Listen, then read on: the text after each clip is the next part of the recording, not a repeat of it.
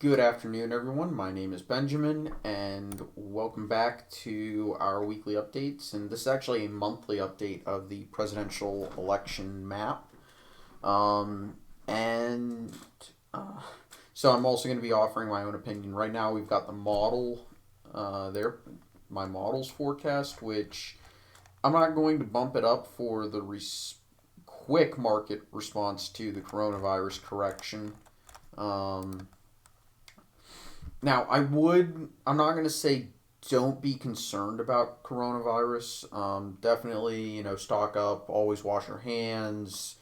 If you think a mask is a good idea, I personally think masks are a good idea, so I really suggest getting at least one or two to wear just because well, colleges are going to be having their spring breaks pretty soon, and that means a lot of this crap is going to get spread around the nation really quickly. Really quickly. So, like I said, be careful. Stock up on necessities, food, water, batteries. If you use gas, you'll be fine. If you're on electric, stock up on propane. Get a propane grill if you need it. Just so you can cook and clean water or whatever, just in case it really hits a fan. I don't think it will, and I don't want anyone to panic like that. Um, I've always hated panic. I've always thought that we need to, unless things get really bad, take the more optimistic approach to understanding these phenomena. Anyway, so let's talk a little bit about the South Carolina primary this weekend, where guess who's back, back, back? Biden's back, back. I'm sorry, I couldn't resist making that Eminem reference right there. But no, Joe Biden's campaign really is back. His strength in South Carolina, it for him it was an absolute must win after Iowa and New Hampshire and Nevada. South Carolina was a must win for Biden, but he had two very important factors in his favor in the South Carolina primary. And those factors were one, what the Democratic base in the South, especially the deep South, is. Two, the fact he had been campaigning heavily in South Carolina. And three, well, the fact that the Democratic base in South Carolina is not progressive in the slightest. I mean, Biden did win every single county in South Carolina, and he won by almost 30 points. I think it was like 28.4, I think, at the final count, which is about, I think it was 8 points wider than the expected margin, which is significant, actually. Definitely means that Biden does have strength in the Deep South. Now let's talk about what the Southern Democratic electorate is. It's African American and it's conservative or moderate Democrats. AKA, these are your Bill Clinton Democrats. These are your Jimmy Carter Democrats. These are not your McGovern Democrats. These are not your Kerry Democrats. These are Democrats, and even Kerry wasn't that far to the left comparatively. They are not your Sanders Democrats. I don't think Sanders actually improved upon his base from 2016 in South Carolina. I'll have to check that just to make sure I don't give false information. But Sanders just doesn't play well to a Southern Democrat. Not just to a Southern Democrat, but to a Southern demographic. Because the South is pretty individualistic, pretty states' rights oriented, and that goes for Democrats as well as Republicans. It's a little bit more cordial. Democrats down here don't blame, and this is in Virginia. Now, admittedly, it is the Appalachia part of Virginia, but you know, still, they don't blame Republicans for everything wrong in this nation. They think that there are some good Republican ideas. So, yeah, well, I just listened to my neighbor. Anyway, I didn't realize my ceiling was that thin. But no. Um, yeah, so this definitely bodes well, especially bodes well for Super Tuesday for Biden. Because the states that are voting on Super Tuesday are North Carolina, Tennessee, Alabama, Arkansas, Oklahoma, Texas. Virginia is a very interesting state. You've got the Appalachia parts, like, which the Democrats out here like what Sanders is selling. In the college towns, you're going to also have a lot of Sanders support, but everywhere else, it's going to be Biden. And that includes Loudoun, Prince William County. That includes Virginia Beach, Norfolk, Hampton Roads. A lot of people seem to forget that the largest city in Virginia is actually Virginia Beach.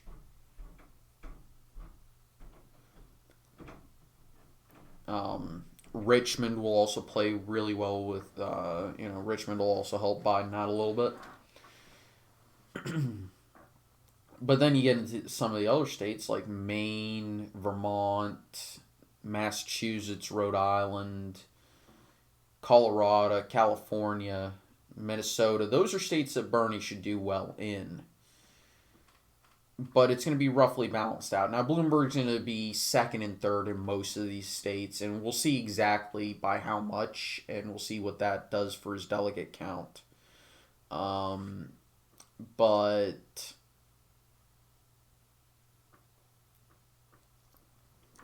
this is definitely looking like the Democrats are going to have a contested or brokered convention. I'm going to use both terms interchangeably, so just forgive me for that. I try to be consistent.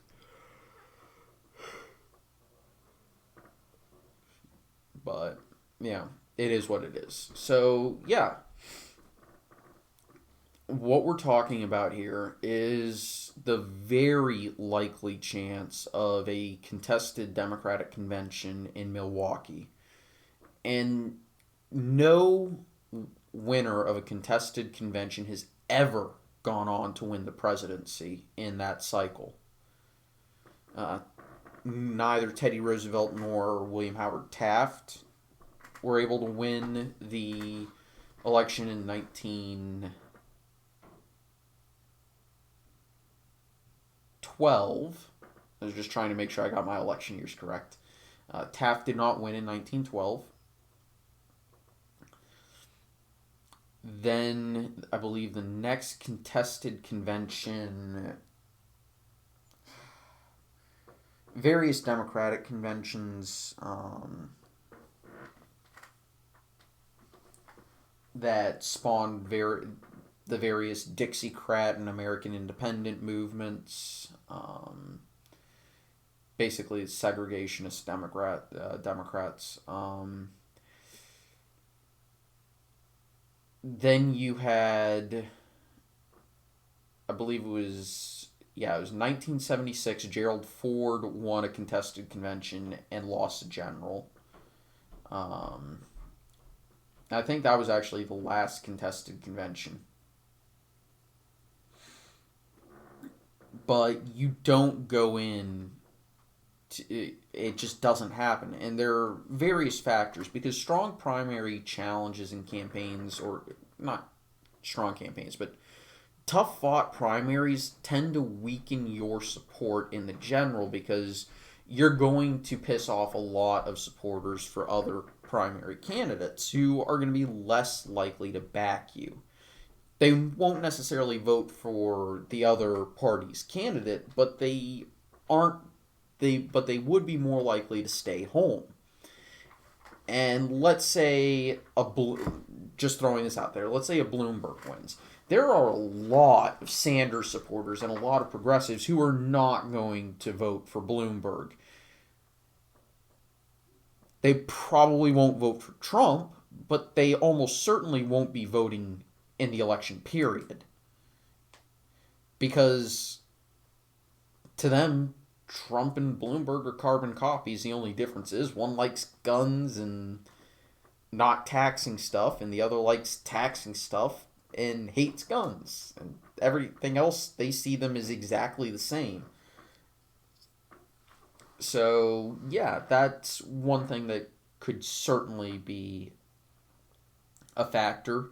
Let's say Biden wins. Progressives aren't going to be inclined to vote for him, but they won't hate him either. So we'll get a little bit more progressive support than a Bloomberg would. Um, in both cases, it's not good for the Democrats just because, in the event of a contested convention, Sanders is going to have a reasonable argument to make that, and he's almost certainly going to have a plurality of the Democratic primary popular vote. He's going to have a very good argument for saying, listen, I won the primary, I should be the nominee. And let's say they give it to Biden. Is kind of a, well, he's not Bloomberg, but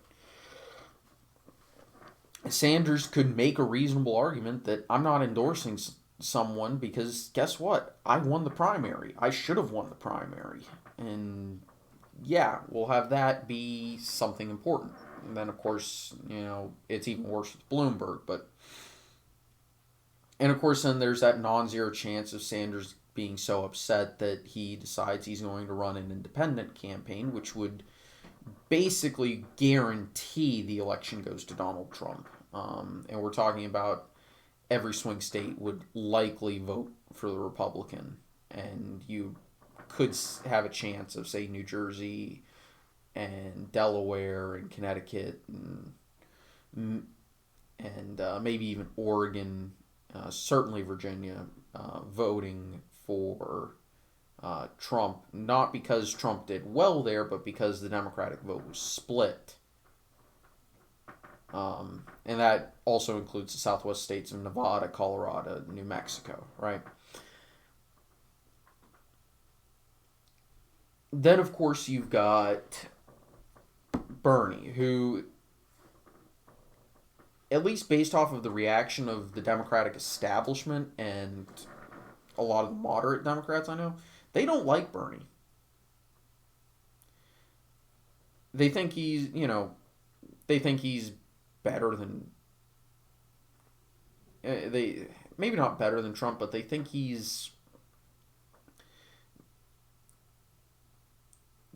their problem is with Bernie is that he's just too far to the left on both economics and he's too culturally progressive. And I think that's going to alienate people in the suburbs, which is where close elections are won in the United States. They're won in the suburbs. We're talking your Prince William counties, your Loudoun counties, Bucks County, Delaware County, Lake County in Ohio. I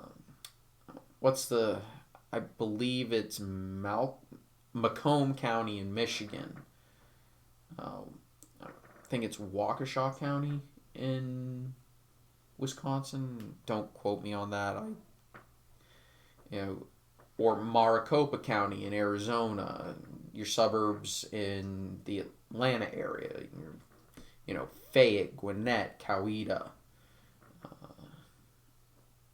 those sorts of things. Or in Florida, yeah. You've got Duval County, which is actually fairly urban, but still votes Republican. It's a really weird county, all things considered. You go to Texas, you look at the suburbs there. Fort Worth, your Houston suburbs, like, Katy, for example. Around San Antonio, you've got Schertz, you've got Selma,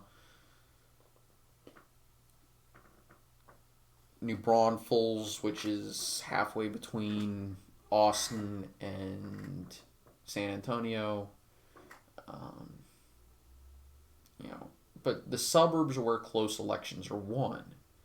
You don't win elections in America by appealing to just one type of voter, which is pretty much what Sanders is doing. Sanders' appeal is to millennials and young people, but it's also to urbanites, and specifically very urban communities. He's not focusing on suburbs. He's not focusing on rural areas. He's not focusing on small towns or suburbs. He's focusing on college towns and urban centers. We're talking Portland and Seattle. I mean Portland, Oregon, though Portland, Maine also to a lesser extent. The deep centers of New York City. So we're talking Brooklyn and Manhattan rather than Staten Island and Queens. We're talking about the center of Boston. We're talking about Baltimore. We're talking about the District of Columbia, the inner city of Philadelphia or Detroit. We're not talking about your suburbs. We're not talking about your Salem, Virginia, by the way. You're not talking about your Manassases, your Virginia Beaches, your Williamsburgs. Well, actually, city of Williamsburg, but York County. We're not talking about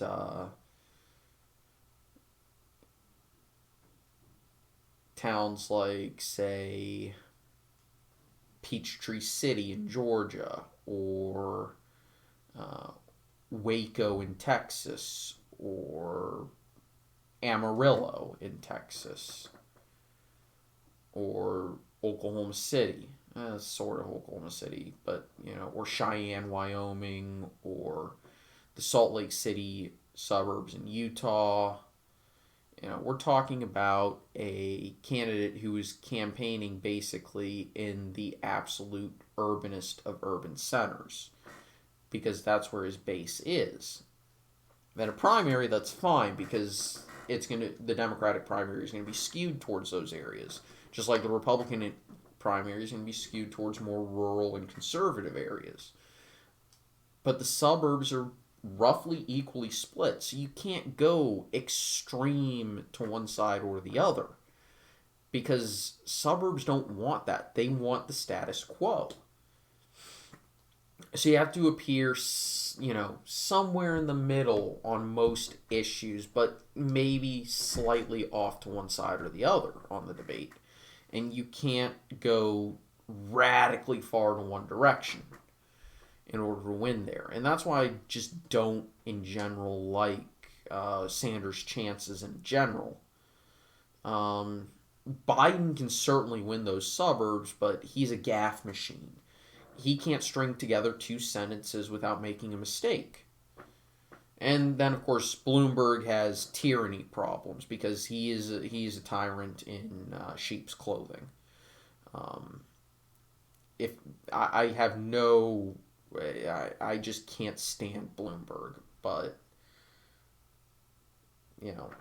that's kind of my spiel on that. When you go to, say, the polls here, looking at this Florida one, I am very suspicious of this one that has Sanders up by this much. So I actually looked at their pollster, and not only do they just not get elections called correctly, they have a heavy, heavy Democratic House effect. Now, I put it into my model without adjusting it, as I always do, because I don't think it's right to adjust them. But, I did find that extremely suspicious. And, of course, I found it even more suspicious that Bloomberg was ahead by this much. Bloomberg is quite possibly the worst candidate that the Democrats could put forward against Donald Trump. Quite frankly. But, anyway, that's kind of all I've got to say. I hope you all enjoyed. I'll see you next time. Remember, like, comment, subscribe. As always, it tremendously helps. I sincerely appreciate everyone who has. And,